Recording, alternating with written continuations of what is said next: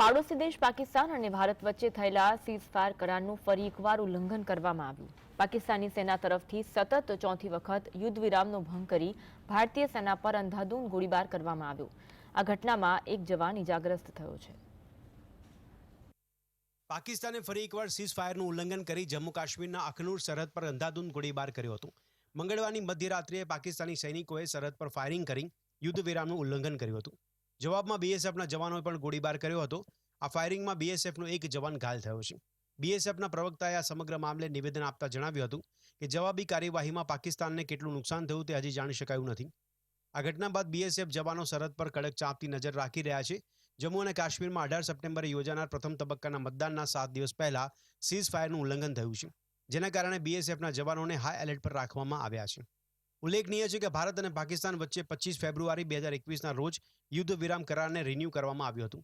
આ પછી પાકિસ્તાને છેલ્લા 3 વર્ષમાં આશરે 4 વખત યુદ્ધ વિરામનું ઉલ્લંઘન કરી ભારત સામે પડકાર ફેંક્યો છે। જણાવી દઈએ કે પાકિસ્તાન તરફથી છેલ્લું ફાયરિંગ 14 ફેબ્રુઆરી 2024ના રોજ જમ્મુના મકવાલમાં થઈ હતી। તો બીજી તરફ પાકિસ્તાને 2021ની શાંતિ સમજૂતી પછી પ્રથમ વખત યુદ્ધ વિરામનો ભંગ 17 ઓક્ટોબરે કર્યો હતો। ત્યારે પાકિસ્તાની રેન્જર્સે ભારત પાકિસ્તાન બોર્ડર પર ગોળીબાર કર્યો હતો। આ પછી 26 ઓક્ટોબર 2023ના રોજ પાકિસ્તાને મોર્ટારથી હુમલો કર્યો હતો, જેમાં બીએસએફ જવાન અને મહિલા ઘાયલ થયા હતા। તો 8 નવેમ્બર 2023ના રોજ પાકિસ્તાની રેન્જર્સે જમ્મુ અને કાશ્મીરના સાંબા જિલ્લામાં નયનપુર પોસ્ટ પર ગોળીબાર કર્યો હતો। હુમલામાં કોઈને નુકસાન થયું ન હતું। ભારત અને પાકિસ્તાન વચ્ચે 2021માં યુદ્ધ વિરામ કરાર રિન્યૂ કરવામાં આવ્યો હતો। ભારત અને પાકિસ્તાને 25 ફેબ્રુઆરી 2021ના રોજ યુદ્ધ વિરામ કરાર પર હસ્તાક્ષર કર્યા હતા। બંને દેશોએ જાહેરાત કરી હતી કે તેઓ જમ્મુ અને કાશ્મીર અને અન્ય વિસ્તારોમાં કે એલઓસી પર યુદ્ધ વિરામ પરના તમામ કરારોનું સખતપણે પાલન કરશે। ત્યારબાદ ઇસ્લામાબાદ અને નવી દિલ્હીમાં જારી સંયુક્ત નિવેદનમાં તેની જાહેરાત કરવામાં આવી હતી। ભારત અને પાકિસ્તાને શરૂઆતમાં 2003માં યુદ્ધ વિરામ કરાર પર હસ્તાક્ષર કર્યા હતા, પરંતુ પાકિસ્તાન આ કરારનું છેલ્લા 21 વર્ષથી ઉલ્લંઘન કરી રહ્યું છે। Bureau report, GSTV. દેશભરના અનેક રાજ્યોમાં હાલ ચૂંટણીનો માહોલ જોવા મળે છે। રાષ્ટ્રીય અને સ્થાનિક પાર્ટીઓએ ચૂંટણી પ્રચારમાં એડી ચોટીનું જોર લગાવ્યું છે, ત્યારે કોંગ્રેસ પણ ફરી એકવાર લડી લેવાના મૂડમાં નજરે પડે છે। લોકસભા ચૂંટણીમાં અપેક્ષા કરતા વધુ બેઠકો મળતા હાલ વિપક્ષ આત્મવિશ્વાસથી છલોછલ છે। માટે કોંગ્રેસ અધ્યક્ષ મલ્લિકાર્જુન ખડગે ભાજપ સામે હુંકાર ભરતા નિવેદન આપ્યું કે જો 20 બેઠકો વધુ આવી હોત તો ભાજપના અનેક લોકો જેલમાં હોત। કોંગ્રેસ અધ્યક્ષ મલ્લિકાર્જુન ખડગેએ ભાજપ અને કેન્દ્રની મોદી સરકાર સામે જોરદાર નિશાન સાધ્યું।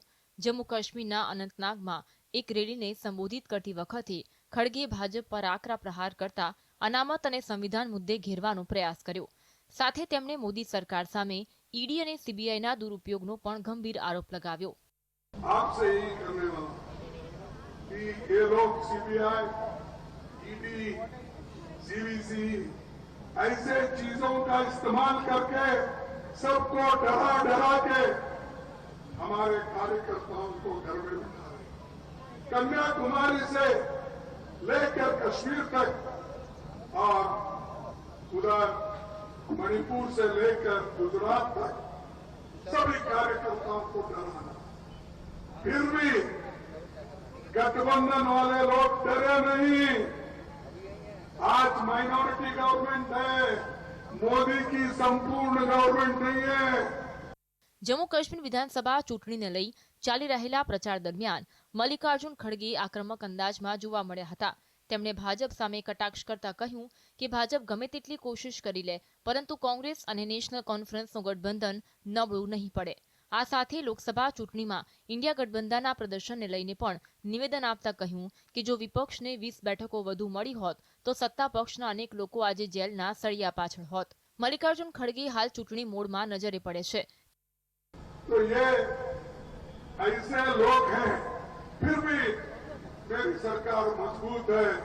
देखो, पहले तो बोलते थे 400 का, इस बार 400 का, कहाँ गए भाई तेरे 400 का? 240 पे आया। अगर हम सिर्फ 20 सीट लेते तो ये सब लोग जेल में रहते थे। ये सब लोग जेल में रहते थे और रहने के काबिल है। तो इसलिए मैं कहूंगा भाइयों, आप निराश मत हो, लड़ो। आपके सरदार, आप लोगों के कैप्टन मजबूत है, डरने वाले नहीं है।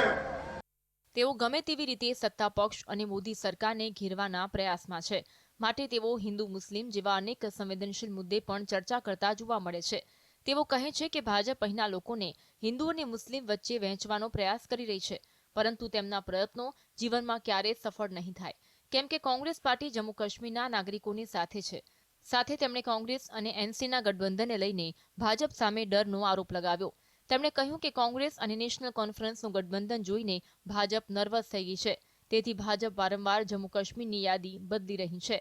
Bureau report, GSTV.